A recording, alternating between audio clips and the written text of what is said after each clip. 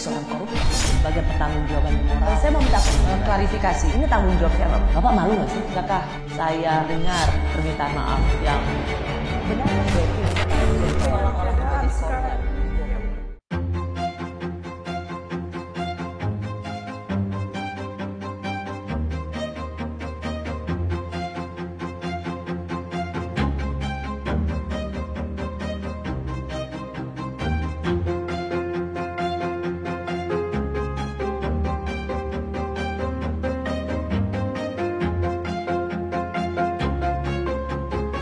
Kemenpora, mentor kita lagi di pesawat Hercules, mau terbang, mohon doanya.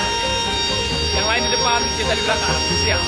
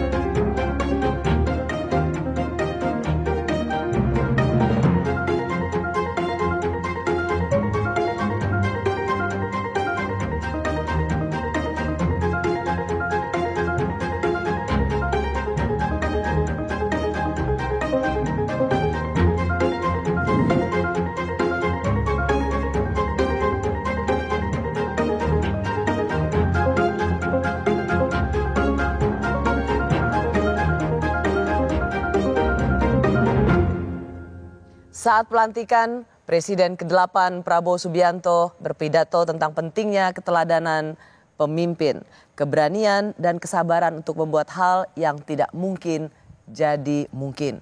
Bukan seperti burung unta yang bersembunyi saat ada masalah. Dan yang selalu ditekankan adalah pentingnya para elit untuk bersatu.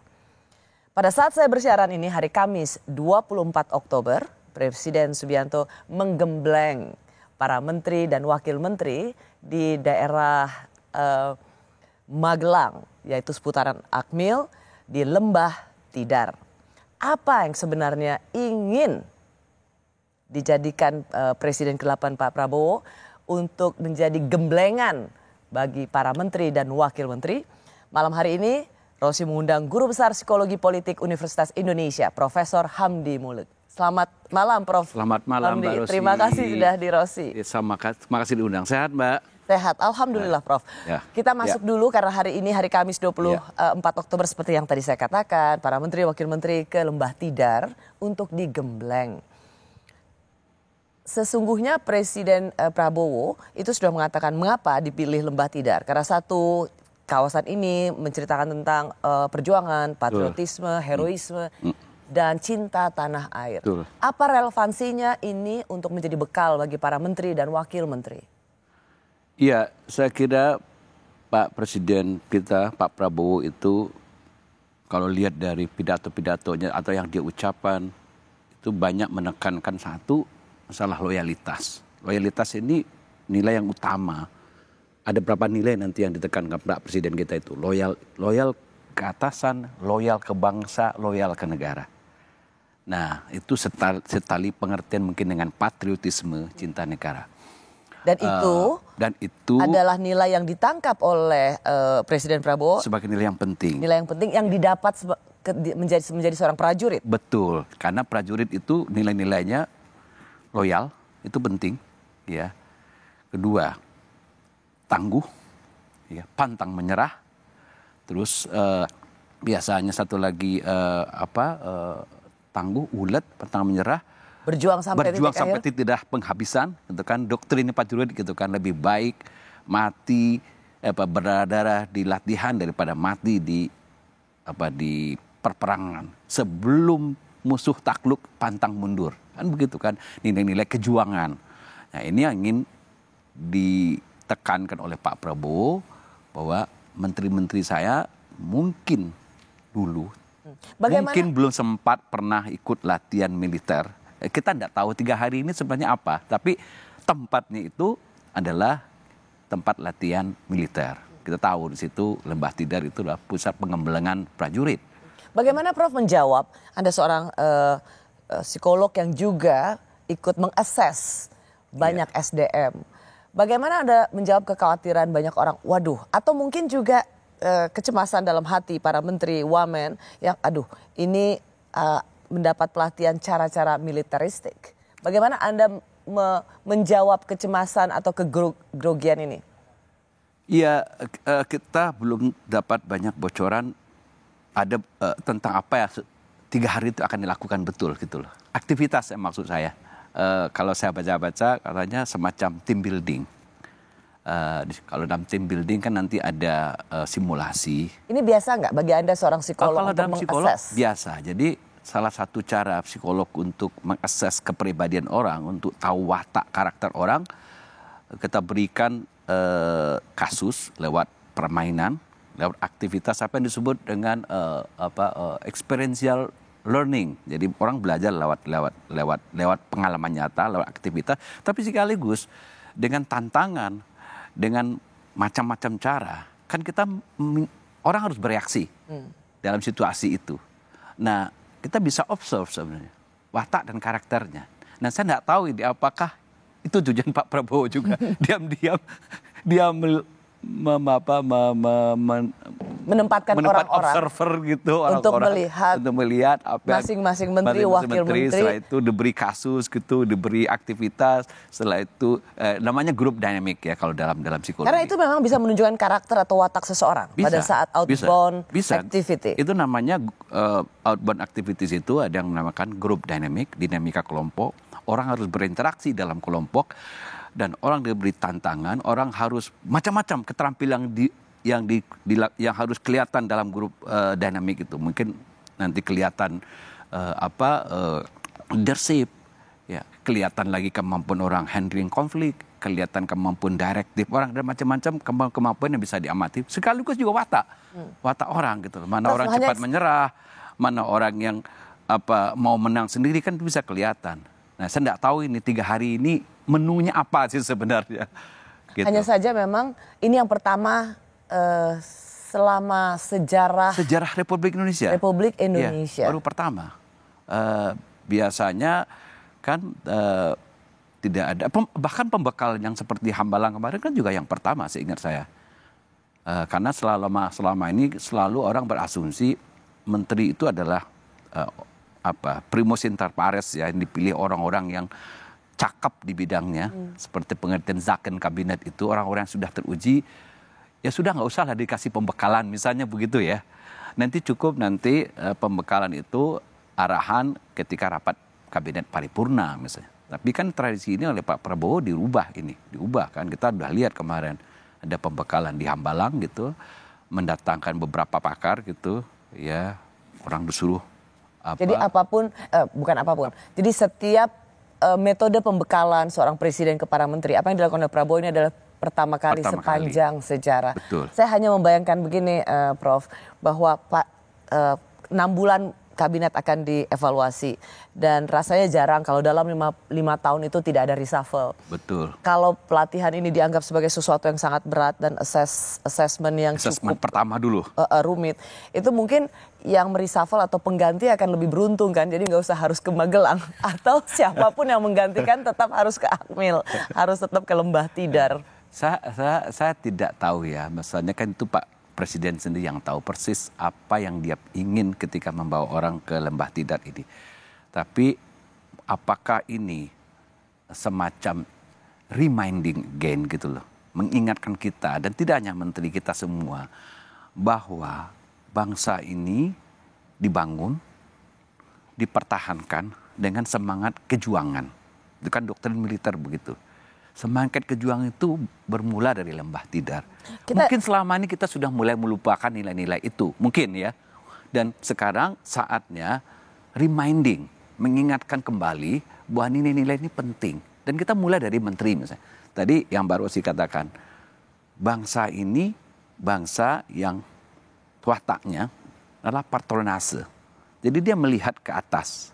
Jadi kalau kepalanya busuk, bawah juga busuk kan gitu. Itu yang juga diucapkan di depan MPR pada saat pelantikan. Dia mengatakan, menteri kalian hati-hati, kalian orang yang saya pilih orang terbaik. Kalian harus menjadi eksemplar gitu kalau dalam bahasa leadership itu. Eksemplar yang penting dan kalian akan menjadi sorotan. Apa-apa yang kalian tampilkan, termasuk juga nilai-nilai yang kalian anut, tolong diluruskan dulu. Kira-kira begitulah. Dan sekarang kita mulai lagi from the beginning. Bangsa ini dimulai perjuangan dari, kan beliau mengutip Pangeran Diponegoro gitu kalau nggak salah saya. Itu di pidatonya kan, memulai dari Lembah Tidar. Ya. Di sini nilai kejuangan itu dibangkitkan lagi. Gitu. Prof, kita akan dengar lebih lengkap apa yang dikatakan oleh Presiden Prabowo, mengapa Lembah Tidar menjadi pilihannya. Ini dia. Saya sangat mengutamakan kerjasama sebagai tim. Untuk itu, dalam waktu dekat, saya akan mengajak saudara-saudara ke Magelang, di mana kita akan melaksanakan beberapa hari menambah pembekalan. Kemudian kita akan adakan koordinasi di tempat di Magelang, Jawa Tengah, di kawasan Akademi Militer. Daerah Magelang merupakan suatu sentra perlawanan kita terhadap penjajah. Mulai ratusan tahun dikenal sebagai daerah perjuangannya Pangeran Diponegoro. Di antara 5 gunung, itu saya kira cukup membawa suatu aura tradisi keberanian, tradisi heroisme, tradisi cinta tanah air. Persis seperti tadi yang Prof katakan. Heroisme, cinta tanah air, patriotisme bermula dari Lembah Tidar. Bagaimana ini supaya tidak disalahpahami bagi mereka yang mungkin merasa bahwa cara-cara yang dipraktekkan ini lebih mengarah kepada militeristik, bukan tentang penanaman nilai kesatria, cinta tanah air dan bangsa. Bagaimana menjawab keraguan atau kesalahpahaman ini? Iya, saya kira kan ketakutan kita terhadap militeristik itu sebenarnya kan domainnya beda ya. Yang kita kritik misalnya dulu militeristik ketika cara-cara militer itu masuk kepada bukan wilayahnya. Itu yang kita keluhkan dulu. Jadi karena militer itu fungsinya kan adalah perang. Yang pertama gitu. Perang itu punya doktrin menaklukkan, ya, menyelesaikan masalah dengan cara penaklukan gitu, power oriented. Kalau kill or to be kill kan gitu pilihannya. Enforcing power gitu. Dan itu kalau ditempatkan di wilayah sipil, di mana orang harus bernegosiasi, orang harus bisa mencapai kesepakatan, tidak dengan adu forces gitu. Nah di situ militeristik jadi masalah. Tapi misalnya yang kita maksud Pak Presiden sekarang, bahwa dia ingin mengingatkan kita lagi bahwa satu profesi yang didoktrin untuk loyal sepenuh hati sampai ke dalam tulang-tulang sumsum darah pada negara itu tentara, prajurit, loyal, disiplin, ya, tidak pantang menyerah, heroisme dan kerja all out untuk membela negara. Itu sebenarnya pengertian militerisme yang bisa diadopsi oleh sipil gitu loh. Tapi bukan berarti misalnya penggunaan kekerasan gitu ya, cara-cara militeristik yang tidak pada tempatnya itu memang kita harus kritik keras gitu loh ya, karena ini kalau kita melihat pembekalan di Akmil di Lembah Tidar, menurut Anda ini adalah sebatas pembekalan untuk menggembleng mental dan loyalitas pada tugas mengabdi pada negara dan menjalankan panggilan sejarah. Terlihat secara eksplisit dari pengantar Pak Presiden pada waktu pembukaan rapat paripurna itu kan. Saya ingin kita membangun soliditas yang kuat. Saya tidak ingin Anda punya semangat yang lembek. Tugas kita ke depan besar, ya. Saya punya mimpi-mimpi besar untuk membuat bangsa ini menjadi bangsa besar. Dan saya perlu orang-orang yang tangguh, kan kira-kira itu pesan yang ingin disampaikan. Menarik yang dikatakan oleh Prof. Hamdi Muluk, kita tidak tahu bahwa Presiden Prabowo menempatkan orang-orang di sana selama 3 hari ini. Dalam mereka yang tinggal di tenda, outbound activities, itu ada yang mengobserv atau memperhatikan satu persatu bila memang memungkinkan. Dan seperti tadi Prof. Hamdi Muluk katakan, sebagai seorang psikolog, ketika sudah berada dalam kebersamaan di alam, maka akan kelihatan watak aslinya. Biasanya ada aktivitas memancing itu keluar nanti. Dibikin konflik, dibikin aktivitas gitu. Yang itu namanya group dynamic itu. Saya nggak tahu, saya tidak tahu persis. Persisnya apa nanti yang terjadi di situ.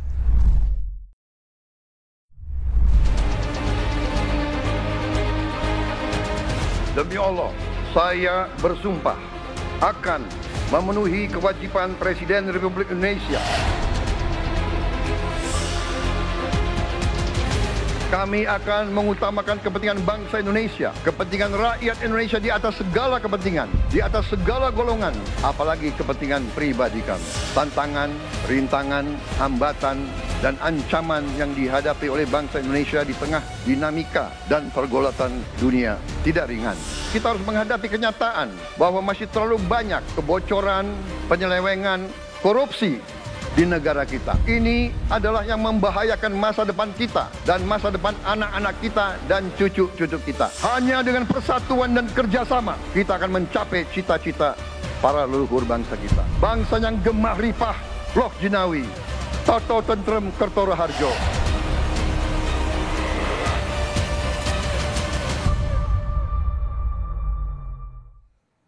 Saya masih bersama Guru Besar Psikologi Politik Universitas Indonesia, Profesor Hamdi Muluk.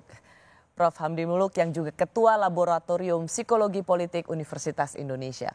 Prof, pada waktu pelantikan 20 Oktober lalu, pidato Presiden terpilih Prabowo Subianto, banyak yang memuji, yang mengatakan bahwa itu adalah pidato yang sangat otentik. Kalau misalnya kita meneliti, kata yang paling sering diucapkan oleh Presiden Prabowo itu adalah kata kebocoran anggaran. Ya, itu semasa kampanye dulu, konsisten ya. Adalah secara konsisten kata yang disebutkan sejak kampanye di 2014, 2019, 2024 dan pada saat pelantikan. Artinya memang soal kebocoran anggaran ini menjadi concern yang luar biasa bagi seorang Prabowo Subianto. Bagaimana Anda melihat? Atau saya pertanyaan begini, mengapa menurut Anda kata ini paling sering diucapkan? Saya kira ini beresonansi juga kalau kita melakukan survei opini publik ya. Kalau kita lihat survei-survei pertanyaan penting ke masyarakat itu, apa masalah yang menurut Anda paling krusial, yang masalah terbesar di Republik ini? Pertama yang keluarnya korupsi atau kebocoran anggaran tadi. Itu kan korupsi. Ini kan masalah yang selama juga 2 periode kepemimpinan Pak Jokowi dianggap prestasinya tidak mengagumkan juga. Indeks perception corruption kita itu malah terakhir turun sedikit gitu. Jadi nggak pernah membaik betul. Nah, kalau kita percaya dengan metodologinya ya, dan tentu kalau saya sebagai saintis cukup percaya, itu mengindikasikan kita masih belum berhasil mengatasi persoalan korupsi itu. Dalam bahasa Pak Prabowo, kebocoran gitu. Dulu kan suka dibikin meme-memenya juga tuh, bocor. Kalau ingat dulu ya. Tapi sesungguhnya ini kan memang masalah serius. Kalau kita mau merefleksi perjalanan kebangsaan kita. Dan itu sesungguhnya refleksi dari bukunya Pak Prabowo, yaitu tentang The Paradox Indonesia. Yes, betul. The Paradox. Bagaimana segelintir yang Indonesian Paradox, bagaimana yang super kaya itu hanya segelintir, jadi hanya meneteskan tetesan ke bagian bawahnya. Jadi itu sebuah memang cerminan yang sangat otentik karena misalnya dari seorang fenomena Prabowo KKN Subianto. itu ya, nepotism, collusion, corruption, yang berujung kepada kebocoran anggaran yang besar, Dan pada kemiskinan. akan berdampak kepada disparitas nanti. Orang yang mendapat keuntungan dari corruption akan makin kaya. Orang yang tidak terlayani hak-hak publiknya karena uangnya dikorap itu kan makin miskin. Jadi akan menimbulkan ketimpangan. Prof, salah satu yang juga potongan pidato Presiden Prabowo pada saat dilantik yang banyak mendapat aplaus pada tanggal 20 Oktober lalu adalah ketika menyinggung soal jangan bangga pada statistik atau ya. jangan cepat puas, jangan cepat tertegun dengan angka statistik, tapi masih banyak rakyat kelaparan. Ini lengkapnya. Sebagai pemimpin politik, jangan kita terlalu senang melihat angka-angka statistik yang membuat kita terlalu cepat gembira, terlalu cepat puas, padahal kita belum melihat gambaran sepenuhnya. Kita merasa bangga bahwa kita diterima di kalangan G20. Kita merasa bangga bahwa kita disebut ekonomi ke-16 terbesar di dunia. Tapi, apakah kita sungguh-sungguh faham? Apa kita sungguh-sungguh melihat gambaran yang utuh dari keadaan kita? Apakah kita sadar bahwa kemiskinan di Indonesia masih terlalu besar? Apakah kita sadar bahwa rakyat kita dan anak-anak kita banyak yang kurang gizi?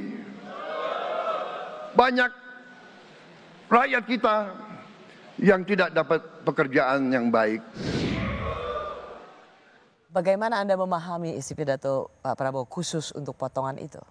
Ya, secara retorik yang bersifat populisme itu selalu menggugah, itu pasti.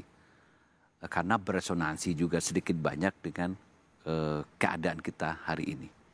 Ya, kita tentu tidak boleh menepuk dada bahwa 79 tahun perjalanan bangsa kita itu sudah sampai pada cita-cita kemerdekaan yang digariskan undang-undang itu secara sempurna. Tentu banyak kekurangan. Dan banyak orang bersetuju dengan itu. Kalau itu diucapkan dengan cara yang sangat retorik, mungkin orang rindu retorik itu. Ya. Anda melihat itu ada dalam karakter pidato seorang Prabowo ya? Ya, kita harus akui ketika itu dipuji banyak orang. Saya lihat di medsos gitu, ada kerinduan kita perlu lagi pemimpin yang menggelorakan lagi retorik itu supaya memakinkan semangat. Ini masalah style ya. Ya mungkin dulu zamannya presiden sebelumnya retorik tidak berapi-api tapi menekankan kepada kerja-kerjanya yang implementatif, yang kelihatan gitu ya, konkret gitu. Tapi hari ini kita melihat bahwa ternyata rakyat Indonesia juga merindukan menggelorakan semangat gitu. Jadi rasanya kalau kita melihat kemampuan berorasi atau kemampuan pidato yang dimiliki oleh presiden dari masa ke masa, itu selalu kalau saya melihat selalu ada shifting. Yes. Selalu ada pendulum setiap pergantiannya. Mungkin setiap zaman punya semangat zamannya sendiri. Atau punya style, karakter dan style yang berbeda, tetapi selalu berganti. Misalnya begini, saya mencoba mengatakannya dengan cepat. Misalnya dulu kalau kita melihat Presiden Gus Dur, ya selalu seorang yang sangat spontan, press conference tanpa persiapan, sehingga mungkin selalu punya semacam kejutan-kejutan. Lalu kemudian ada Bu Megawati, silent is golden, yang jarang sekali memberikan keterangan pers pada waktu menjadi presiden. Lalu kita punya Pak SBY yang selalu bertutur dengan teratur, Bahkan ada menggelari sebagai presiden yang flamboyan. Lalu kemudian jurnalis tuh siapa? Lupa saya namanya siapa. Lalu kemudian ada Pak Jokowi yang mungkin kemampuan berorasi berbeda dari presiden sebelumnya itu Pak SBY, tetapi lebih menekankan pada kerja. Dan kemudian kita dapat seorang Presiden Prabowo yang kemudian cara berkomunikasinya 180 derajat berbeda dari Presiden Jokowi, kemampuan retoriknya. Dan saya saya mencatat, mudah-mudahan cukup akurat, tapi dari pidatonya adalah kita menghargai demokrasi, tapi kita harus sadar bahwa demokrasi itu khas, demokrasi yang cocok dengan sejarah kita. Demokrasi tanpa permusuhan, tanpa caci maki, demokrasi tanpa kekerasan, demokrasi yang sejuk, demokrasi tanpa kemunafikan. Dan kemudian ganti dengan pakai bahasa Jawa, wong cilik bisa gemuyu, bisa ketawa kayaknya ini ya. Gemuyu, benar ya Gemuyu. bahasa Jawanya gemuyu. Ia mampu membuat runtutan pidato dengan rima yang baik. Meskipun ketika bicara soal demokrasi kita bisa, aduh apakah ia kemudian anti demokrasi. Tetapi kemudian ia mengatakan bahwa demokrasi kita itu pada intinya adalah sebuah cara. Tapi tujuannya adalah kesejahteraan. Karena kemudian ditutupnya itu tadi, wong cilik bisa gemuyu. Pekerjaan kita adalah pekerjaan untuk rakyat. Pemimpin adalah bekerja untuk rakyat. Jadi retorik yang kemudian mendapat aplaus oleh publik. Karena tadi Prof. Hamdi katakan rindu juga mungkin publik melihat seorang pemimpin dengan gaya pidato yang berapi-api. Dengan bicara tentang ide-ide besar, bicara sesuatu yang gigantisme mungkin, sesuatu yang glorifying gitu, menggelorokan bahwa kita bangsa besar begitu. Mungkin itu bisa kita pahami. Kita kan terakhir-terakhir ini ekonomi sebenarnya tidak agak slow down gitu loh.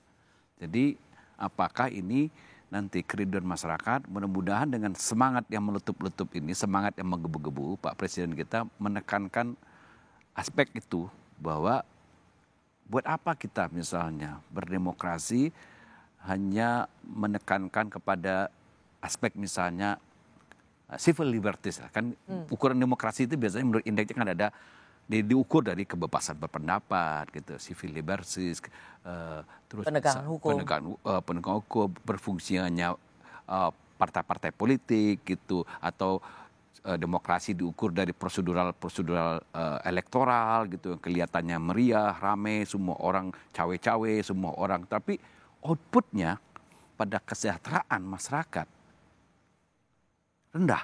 Ini kan juga kritik selama ini. Buat apa kita riuh berpolitik, semua orang bisa ngomong, semua orang bisa kebebasan di semua partai bermanuver dan seterusnya di semua, tapi keputusan lambat, outputnya rendah. Jadi orang mengingatkan lagi kan, demokrasi bukan tujuan. Demokrasi hanya alat untuk mencapai kesejahteraan. Nah, Pak Prabowo kan dia mengingatkan yang belakangnya itu. Ia ingin mencerminkan bahwa ia bukan anti demokrasi.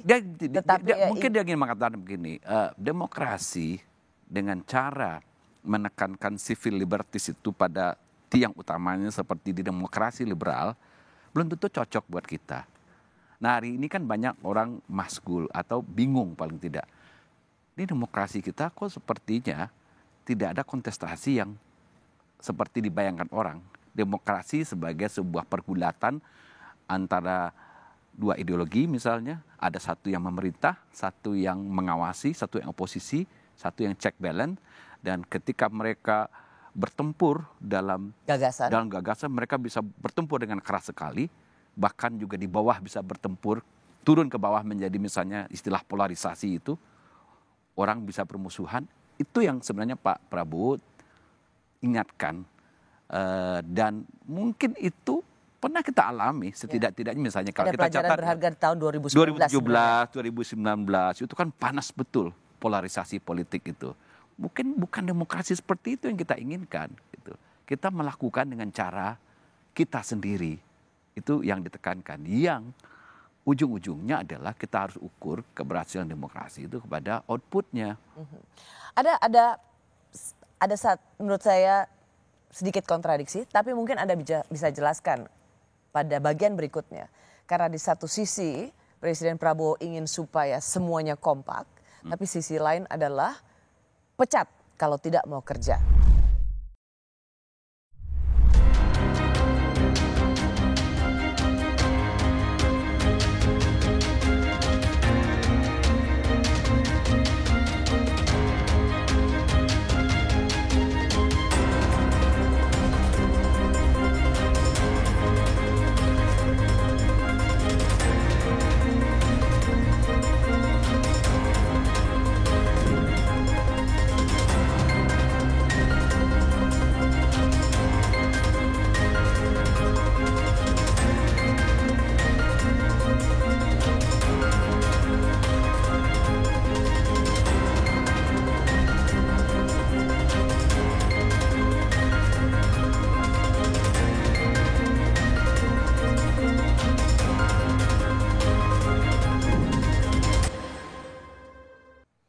Saya masih bersama Guru Besar Psikologi Politik, Profesor Hamdi Muluk. Prof. Hamdi ini adalah penulis buku berjudul Mozaik Psikologi Politik Indonesia. Buku ini mengupas tentang watak bangsa dan budaya politik serta perilaku politik para elit politik yang kemudian berujung pada masalah bangsa. Prof. Hamdi, ketika pertama kali Pak Prabowo memimpin rapat atau sidang kabinet, sidang paripurna yang pertama, itu kalimat pertama arahannya adalah pelajari lagi semua proyek, jangan ada proyek yang mercusuar, semua ditujukan kepada yang saya sampaikan di depan MPR pada hari pelantikan saya. Jadi menginginkan adanya inventarisir lagi semua proyek-proyek yang harus betul-betul efektif dan efisien. Iya, memang itu sesungguhnya pengertian Zaken kabinet itu. Kalau kita hari ini kan digelorakan orang. Itu orang rindu melihat bahwa seidealnya postur kabinet itu mencerminkan Zaken. Zaken itu kan dalam bahasa Belanda artinya urusan, masalah. Jadi memang menteri itu harus menginventarisir masalah-masalah real apa yang harus diatasi sesuai dengan visi misi dan sesuai dengan prioritas. Tentu kalau diinventarisir masalah banyak, Mbak. Tapi kan memang harus dicari yang prioritas, yang punya leverage mendongkrak capaian-capaian visi misi presiden. Itu tugasnya menteri. Memang itu dia, Zaken kabinet itu pengertiannya begitu. Dia harus paham urusannya gitu. Ini kalau paham urusan, tentu orang yang mengerti urusannya. Kalau orang masalah yang A diurus oleh bukan yang mengerti A kan tunggulah kehancuran kalau kata ayat kan begitu ayat. Salah satu juga yang saya catat dari arahan pertama kali presiden di rapat paripurna adalah ditujukan kepada Menteri Keuangan yang mengatakan bahwa untuk Menteri Keuangan untuk segera melihat apa-apa saja anggaran yang dibutuhkan untuk proyek. Saya rasa dari semua menteri yang mendengar arahan presiden yang paling gembira adalah Menteri Keuangan. Karena mendapat arahan yang sangat jelas, ya dia akan dengan sangat bebas mencoret. Nggak perlu. Dan nggak ada yang berani mengatakan kenapa anggaran saya dipotong karena laporannya langsung ke presiden. Ya memang kita merindukan ya. Kalau kita bicara presiden yang sukses itu, di seluruh dunia itu kan ada kajian namanya presidential leadership, Mbak.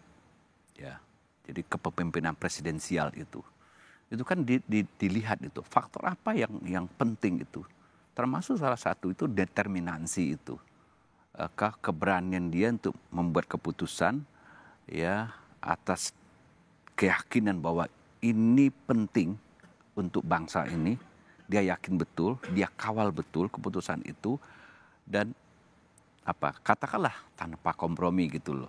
Walaupun dalam politik kompromi ini harus kita letakkan dalam perspektif yang lebih luas ya, dalam perspektif menjaga political skill. Jadi kan presiden juga jabatan politik, ya kan? Artinya tetap dalam konstelasi, tetap melihat bagaimana konsolidasi politik itu jangan terpecah. Ya, kita terpecah dan tidak mengganggu pekerjaan. Nanti kan presiden juga harus punya kemampuan apa yang disebut dengan political bargaining, ya, political skill, political communication, menyatukan kekuatan-kekuatan yang politik itu supaya nggak mengganggu. Dalam pengertian itu, kalau kita mengatakan kompromi adalah salah satu tool yang bisa dimainkan, boleh saja, tapi nggak boleh mengganggu fokus apa yang mau diputuskan oleh presiden itu. Itu maksudnya oleh peneliti presidential leadership itu, ini masalah determinasi, keberanian mengeksekusi hal-hal yang memang harus dieksekusi gitu dengan mandiri gitu ya. Karena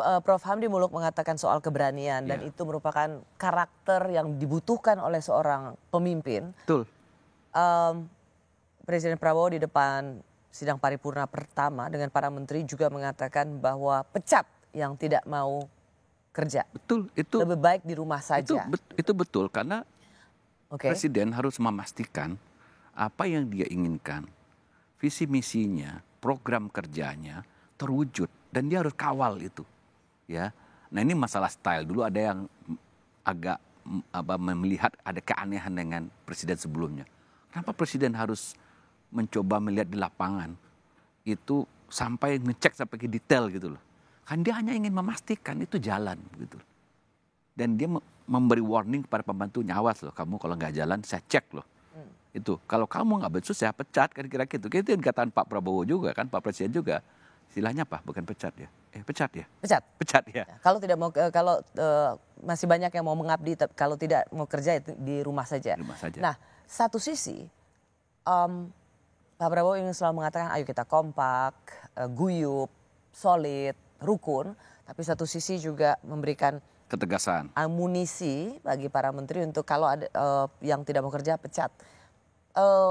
Apakah ini memang karakter seorang pemimpin yang ingin memastikan get things done? Satu sisi ayo kerja bersama, tapi kalau nggak mau kerja maka ya tidak perlu lagi ada demokratisasi Menurut saya itu mungkin wrong conception aja. Itu konsepsi yang salah. Maksud saya gini, ketika kita membaca masalah tadi guyup kompak itu dalam pengertian loyalitas ke bangsa. Artinya kita mengensampingkan perbedaan-perbedaan ataupun kepentingan-kepentingan partisansip, suku, agama dan partai, katakanlah begitu ya. Dan semua orang harus bahu-membahu mengatasi persoalan bangsa ini, menghilangkan egoismenya masing-masing gitu. Itu yang dimaksud dengan masalah kebersamaan tadi gitu. Tapi bukan berarti kalau saya nggak becus demi kebersamaan orang ini nggak boleh dipecat. Ya. Dia kan nanti akan merusak dia. Jangan-jangan ya, Prof. Hamdi, secara psikologi ketika kita memang semacam di bawah alam sadar kita ya sudah kerja nggak kerja pasti digaji, maka mungkin kadang-kadang pimpinan atau seperti menteri itu harus juga otoriter. Ini asumsi saja, hipotesa. Maksudnya menteri ini, Ya. menteri otoriter ke bawah. Nah, gini otoriter Untuk get things done. Oh, ini debat ya. Ada yang mengatakan begini, dulu ada konstruksi psikologi disebut namanya dark triad gitu. Ada 3 ciri kepribadian yang dianggap menakutkan gitu. Otoriter itu, terus Machiavellism, satu lagi narsistik gitu. Tapi otoriter itu dianggap negatif kan. Tapi itu di studi Mbak. Ternyata banyak CEO yang berhasil itu sedikit banyak agak tinggi skor dark triad itu. Seorang merenung kan. Oh iya ya, kalau pemimpin itu cuma lemah lembut gitu loh, tidak tegas, tidak galak, tidak otoriter gitu, katakanlah begitu, tidak tegas gitu, nggak bisa nggak bisa get done gitu loh, nggak bisa dikerjakan. Ya, jadi pemimpin harus tegas gitu loh, tegas. Nah itu mungkin jadi memang itu satu sisi dianggap paradoks. Artinya otoriter itu sebagai satu watak yang ditakuti. Tapi ya, ternyata dianggap negatif. Tapi satu dalam konteks yang tepat, dalam kadar yang tepat, dia bisa memang menjadi kekuatan untuk membuat thing gets done tadi, gitu loh.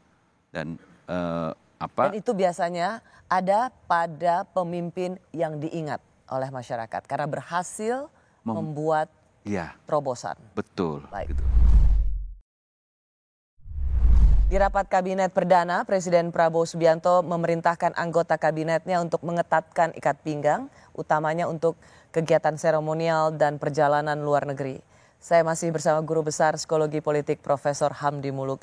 Prof. Hamdi, ketika sudah dilantik Presiden, ya dengan yang jumlah besar itu, meskipun itu sudah jelaskan juga oleh Presiden bahwa ini justru untuk meningkatkan fokus, sinergi dan lain sebagainya. Kita akan lihat nanti pada perkembangannya. Tapi kemudian ada satu yang langsung kemudian menjadi warning atau diingatkan oleh Setkap Mayor Teddy, yaitu tentang penggunaan kop surat Kementerian Desa untuk acara pribadi. Lalu juga kemudian ada keluhan dari Menteri HAM, Pigai, yang mengatakan ternyata anggarannya hanya sekian ratus miliar, membutuhkan anggaran 20 triliun. Bagaimana Anda membaca psikologi para menteri yang dalam hitungan jam atau 1 hari itu sudah cukup membuat kejengkelan publik? Iya. Kita bisa pahami dengan memakai idiom seperti ini di masyarakat. Orang mengatakan, oke, teman Anda itu part of the problem, ya, atau Anda problem maker, atau Anda problem solver. yang kita butuhkan orang yang mengatasi masalah, bukan orang yang jadi masalah. Oke, nangkep ya. Ya. Jadi yang tadi itu menjadi troublemaker di masyarakat. Menteri hanya yang bikin pusing. Bikin pusing, Anda bikin troublemaking Anda. Yang harusnya kami harapkan Anda menjadi troubleshooter. Oke, anggaran terbatas. Bagaimana mengatasi anggaran terbatas ini? Nggak usah Anda keluh kemana-mana, terus mengeluh atau teriak macam-macam. Yang Anda jadinya troublemaker gitu loh. Selesaikan aja diam-diam, itu lebih bagus gitu. Pikirkan caranya gimana dengan anggaran yang ada, memaksimalkan Dan meminta kinerja. 20 triliun sih itu unbelievable. Iya, Untuk anggaran apalagi itu kementerian. menjadi olok-olokan kan. Anda butuh apa 20 triliun misalnya begitu. Walaupun mungkin justifikasinya bisa dia bikin lah. Saya mau bikin ini, bikin ini, bikin ini, bikin ini. Tapi kan orang mengatakan, come on kata anak sekarang. Ini kan APBN kita kecil, terbatas. Betul. APBN terbatas. Ya. It doesn't take a genius untuk bisa mengevaluasi atau mengatakan meminta 20 triliun untuk Cukup satu dengan dua kata kementerian. tadi. Are you troublemaker? Are you troubleshooter? Penggunaan kop surat juga kemudian akhirnya Troublemaker. Kan mungkin itu bisa dia tahu. tapi itu kan sense yang sangat normal ya, maksudnya. Ya, masyarakat tuh hal yang normal. Bagi masyarakat hal-hal kecil itu just indicate, just mengatakan kayaknya kamu bagian dari troublemaker Ya, bukan tapi kenapa troubleshooter. ya? Apa sebenarnya bagaimana menerangkan watak pemimpin yang misalnya menggunakan kop surat untuk keperluan pribadi atau menggunakan fasilitas negara untuk kepentingan yang sebenarnya keluarga. Sebenarnya ini menerangkan watak apa? Bisa nggak Iya, singkat? ada yang membuat dengan sinisme seperti ini. Ini watak aji mumpung maksudnya. Dan itu dalam praktek bernegara kan betul-betul forbidden gitu. Ketika Anda menjadi pejabat publik, Anda harus tahu batasan yang clear sebenarnya, jelas gitu. Mana wilayah privat, mana wilayah publik.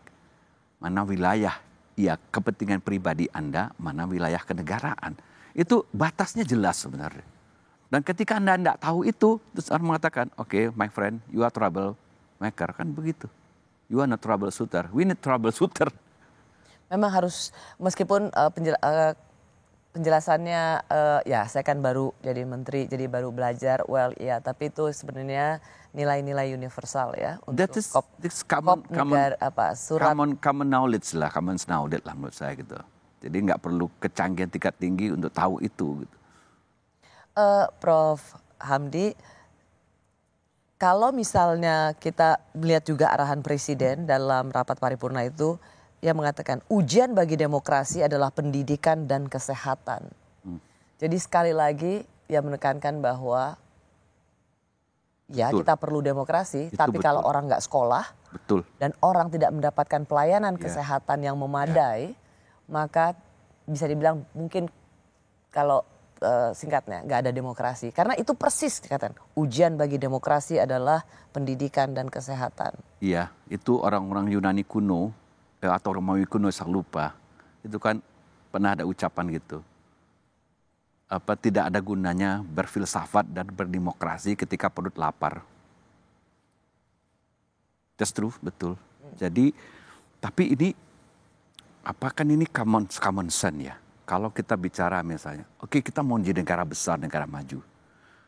Kalau orang-orang yang hidup di negara itu miskin, dia lapar, dia kurang gizi, dan dia tidak punya pendidikan, so apa yang Anda mau harap? Itu kan hal yang paling mendasar, ukuran untuk misalnya indeks pembangunan manusia, itu very clear gitu. Jadi kalau kita tertinggal di situ, ya mustahil kita membuat lompatan-lompatan besar. Kalau sebagian besar masyarakat kita dihinggapi dua masalah besar itu. Ya, rasanya ada makanya beberapa kali dibikin pembekalan, tidak saja di Hambalang dan di Lembah Tidar, ingin bersama-sama menggapai mimpi yang besar itu. Meskipun ada juga pesimisme melihat jumlah kabinet, wakil menteri, kepala badan yang luar biasa besarnya. Betul. Tapi bagaimana Anda melihat para menteri ini, kepala badan ini bisa menerjemahkan melalui eksekusi yang efektif dan efisien.